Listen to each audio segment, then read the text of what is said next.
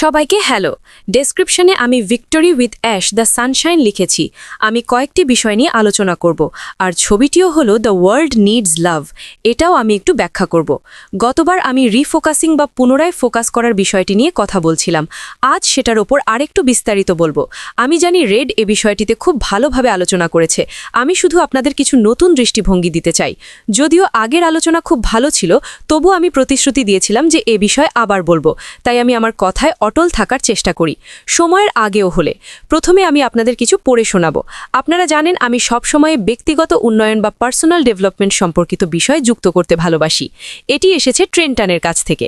তিনি বলেন, রিফোকাস বা পুনরায় ফোকাস করার মানে হলো ক্ষতির দিক থেকে শিক্ষার দিকে মনোযোগ সরানো, দুর্বলতার চেয়ে শক্তির ওপর গুরুত্ব দেওয়া এবং তীব্রতার চেয়ে ধারাবাহিকতাকে বেছে নেওয়া। তিনি আরও বলেন, এমন বিষয়গুলোর ওপর ফোকাস করতে হবে যেগুলো আপনি নিয়ন্ত্রণ করতে পারেন, যেমন আজকের কাজগুলো, বরং যেগুলো আপনার নিয়ন্ত্রণের বাইরে সেগুলো নিয়ে দুশ্চিন্তা না করা।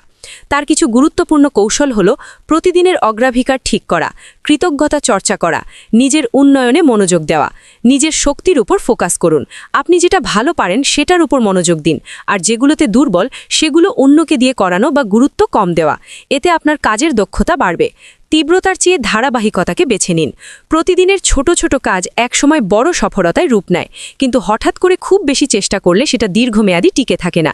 অভিযোগ করার বদলে কৃতজ্ঞতা প্রকাশ করুন। পরিস্থিতি নিয়ে অভিযোগ না করে কৃতজ্ঞ হওয়ার মানসিকতা তৈরি করুন। এতে আপনার নেতৃত্ব গুণও উন্নত হবে।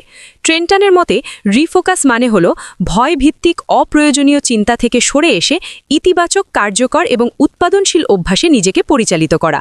আমি এসব বিষয় খুব পছন্দ করি, কারণ আমরা এমন উদ্যোক্তাদের কাছ থেকে শিখতে পারি যারা ইতিমধ্যেই আমাদের আগে এই পথ পাড়ি দিয়েছেন, আর সব কিছুই শেষ পর্যন্ত মানসিকতার উপর নির্ভর করে।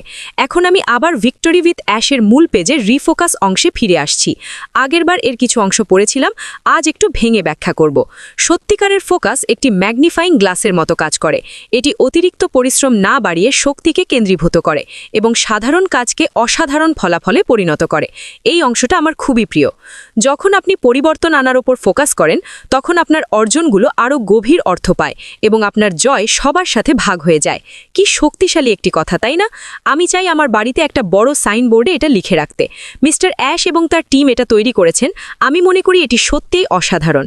এখন আবার মাইন্ডসেট বা মানসিকতার রিফোকাস প্রসঙ্গে আসি। রিফোকাসের সবচেয়ে ভালো দিক হলো আপনি যে কোনো সময় এটি করতে পারেন। এই মুহূর্তেই করতে পারেন, 2 মিনিট পরেও করতে পারেন, দিনের যে কোনো সময়। ধরুন আপনি একটি পরিকল্পনা করলেন, কিন্তু সেটা আপনার প্রত্যাশা অনুযায়ী কাজ করছে না। তখন কি করবেন? নতুন একটি পরিকল্পনা করবেন। আমি সবসময় বলি, নতুন পরিকল্পনা করুন। অনেক সময় আমাদের পরিকল্পনা কাজ করে না, এটা স্বাভাবিক। তাই আমাদের আবার রিফোকাস করতে হয় এবং নতুন করে শুরু করতে হয়। কিন্তু সবচেয়ে গুরুত্বপূর্ণ বিষয় হলো কখনো হাল ছেড়ে দেবেন না।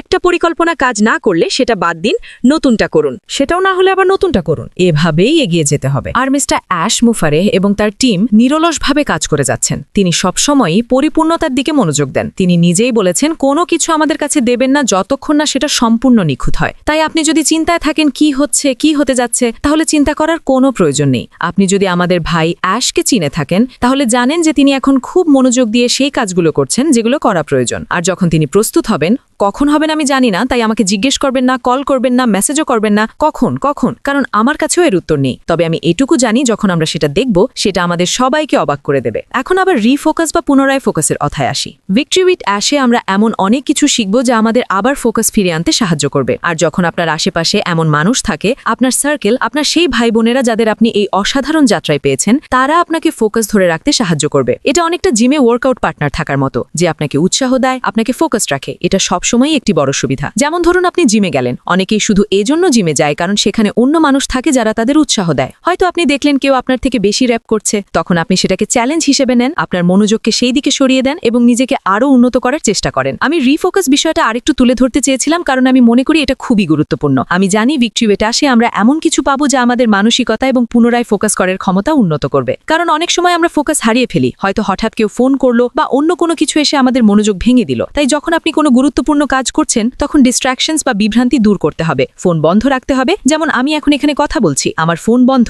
আমি শুধু তখনই দেখি যখন আপনাদের সাথে কিছু শেয়ার করার প্রয়োজন হয়। একইভাবে পরিবারের সাথে সময় কাটানোর সময়ও আমাদের মনোযোগ দেওয়া উচিত। আমি যখন আমার মেয়েদের সাথে থাকি তখন আমাদের ফোন বন্ধ থাকে, আমরা একে অপরের সাথে কথা বলি, সময় দিই। আমি মনে করি পৃথিবীতে এখন এই জিনিসটারই খুব প্রয়োজন, আরও ভালোবাসা, আরও সংযোগ। এই কারণেই আমি ছবিতে লিখেছিলাম দ্য ওয়ার্ল্ড নিডস লাভ। আর আমি বিশ্বাস করি ভিক্টরি উইথ অ্যাশে আমরা ইতিমধ্যেই সেই ভালোবাসা অর্জন করতে শুরু করেছি, আর এটি দিন দিন আরও বড় হবে, আরও বিস্তৃত হবে এই বড়, সাহসী, সুন্দর শেয়ার্ড ড্রিমের মাধ্যমে, যেখানে আমরা একে অপরকে সাহায্য করব, আমাদের মানসিকতা উন্নত করব। কারণ যখন আমাদের মন ভালো থাকে, আমরা ভালো কাজ করি, ভালো অনুভব করি, আমাদের মুখে হাসি থাকে, তখন সবকিছুই একটি উইন উইন পরিস্থিতি হয়ে যায়। আর এভাবেই পৃথিবীতে আরও ভালোবাসা ছড়িয়ে করবে। এটাই ছিল আজকের জন্য আমার কথা। ঠিক আছে, আমি তোমাদের ভালোবাসি, এখন বিদায়।